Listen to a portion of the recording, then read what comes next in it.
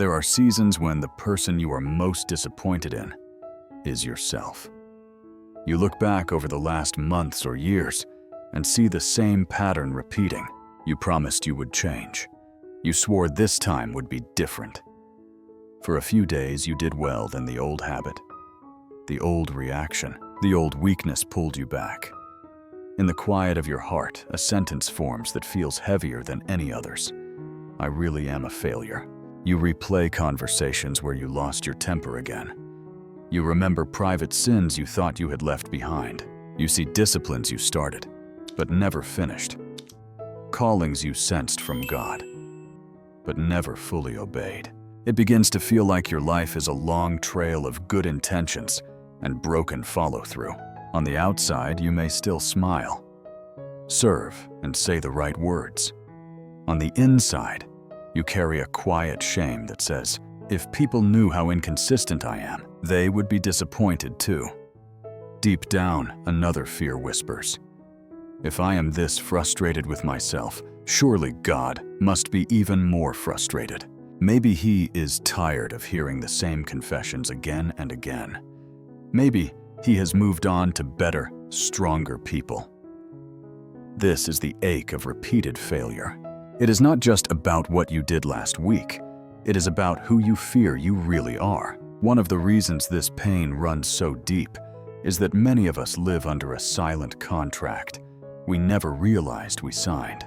The contract says I must be strong, consistent, and almost perfect to be truly worthy. We carry standards that sound holy, but are actually heavy. We confuse maturity with never struggling. We confuse faithfulness with never failing. When we do stumble, we do not just admit a mistake. We question our entire identity. On top of that, we constantly compare ourselves. We see other believers who seem disciplined, joyful, productive, and steady. We watch highlight reels on social media and compare them to our behind the scenes. We remember the sermons about holiness and obedience, but instead of hearing them as invitations into grace, we hear them as reminders of how far behind we are. Without noticing, we begin to mix the harsh voices of parents, teachers, bosses, and our own inner critic with the voice of God. Soon the God we picture in our minds is no longer the father of the prodigal son, who runs to embrace the returning child. He looks more like a disappointed coach with crossed arms and a clipboard sighing as we mess up the same drill again. This distorted image makes us want to hide, to pretend, or to just give up. Before God can heal our disappointment with ourselves, He often begins by gently exposing the false expectations and twisted pictures of Him that are crushing us.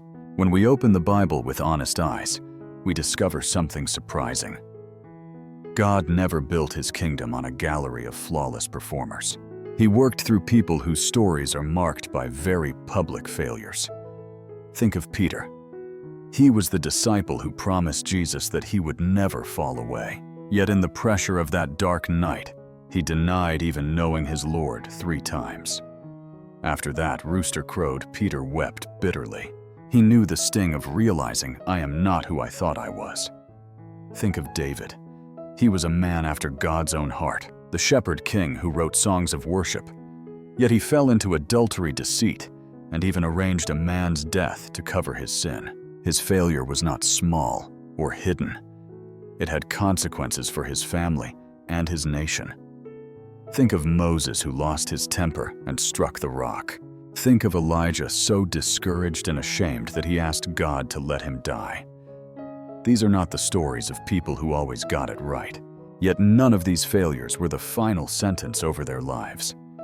God confronted, corrected, and disciplined them, but He did not discard them. He continued to write His purposes through them. Their greatest usefulness often came after their greatest breaking. The Bible does not hide their flaws, because God wants you to know this. Your failure may be real, but it does not have to be the end of your story. In the hands of God, it can become the place where grace goes deeper than you ever imagined. There is a crucial difference between the voice that wants to destroy you and the voice that wants to heal you. Scripture calls one the accuser and the other the comforter. The accuser speaks in sweeping labels. He says, "You are a failure. You always mess up. You will never change." His words feel heavy, final, and hopeless. They push you away from God, away from people, and deeper into hiding. When you listen to that voice long enough, you stop even trying to come back. Shame becomes a prison.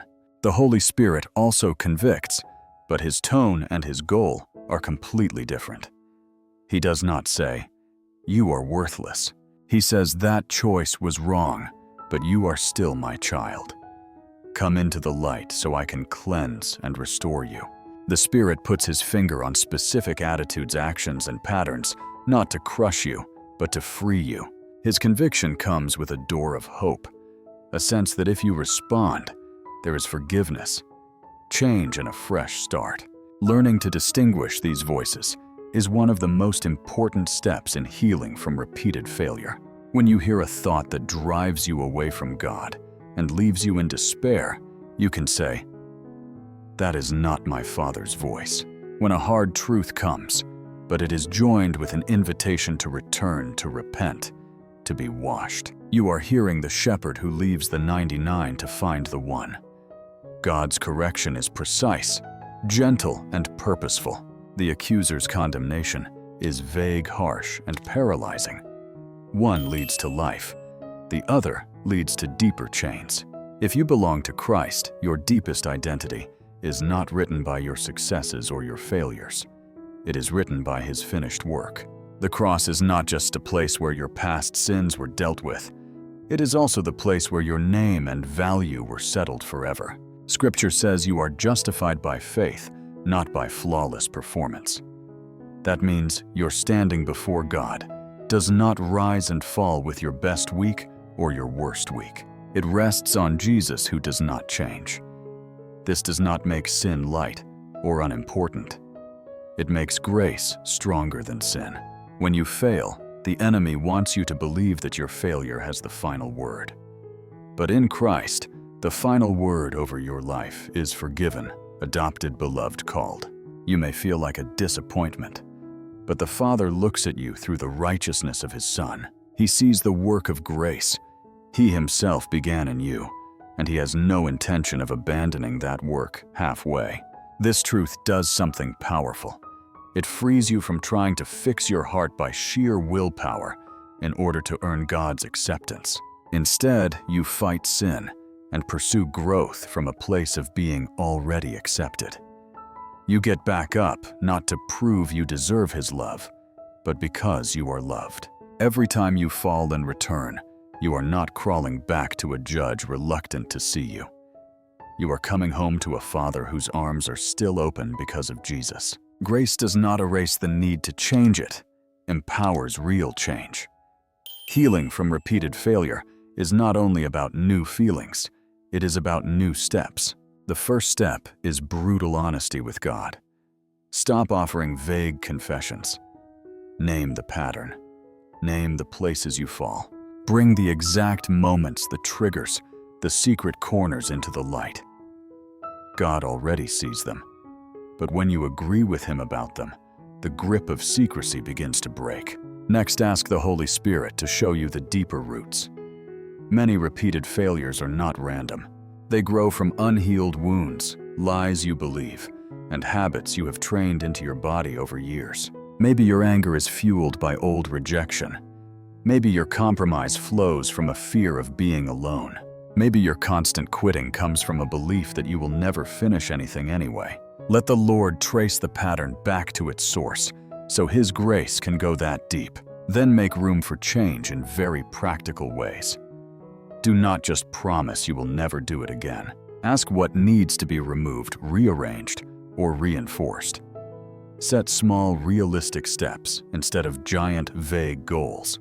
Invite a trusted brother or sister to walk with you, to ask you real questions, to pray for you. Expect to stumble as you learn new ways of living, but decide in advance that when you fall, you will fall forward back into God's arms, not away from him. Growth is often 3 steps forward, 2 steps back. The miracle is that in Christ you are still moving. For many of us, failure hurts so much because we secretly worship a certain picture of success. Success in our minds means never falling, always improving, always looking strong. We admire people who seem steady and unshakable, and we assume that is what God values most. But when you study Scripture, you find a very different picture. God is not building a museum of perfect statues. He is shaping living hearts that trust Him more deeply. In the Bible, success is not defined as a flawless record. It is defined as faithfulness. Faithfulness looks like getting back up and turning to God again and again. It looks like a heart that stays soft, quick to repent, quick to forgive, quick to obey, even after falling. Think of Peter after his denial. His great moment was not that he never failed. His great moment was that he ran to the risen Jesus on that shore, let himself be questioned, humbled, restored. And then he followed. God is not impressed by polished images. He draws near to the contrite and lowly in spirit. He values truth in the inner parts more than a spotless outer performance. When you start to see this, your goal shifts. You no longer chase the appearance of strength. You pursue a real, honest walk with God. On some days that will look messy, but it will be real. And in the end, the Lord will not say, "Well done, my perfect performer." He will say, "Well done, my good and faithful servant." Maybe the most important truth for a heart tired of failing is this: God has not given up on you.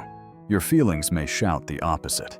Your track record may seem to prove it wrong, but God does not relate to you based on your mood or your recent performance. He relates to you based on His covenant, His character, and His promise. Scripture says that He who began a good work in you will carry it on to completion. That means the story is not over where you are standing right now. God is not surprised by struggles you are only now discovering in yourself. When He called you, He already saw every weakness, every future stumble, every hidden battle. He did not choose you because you would be easy to fix.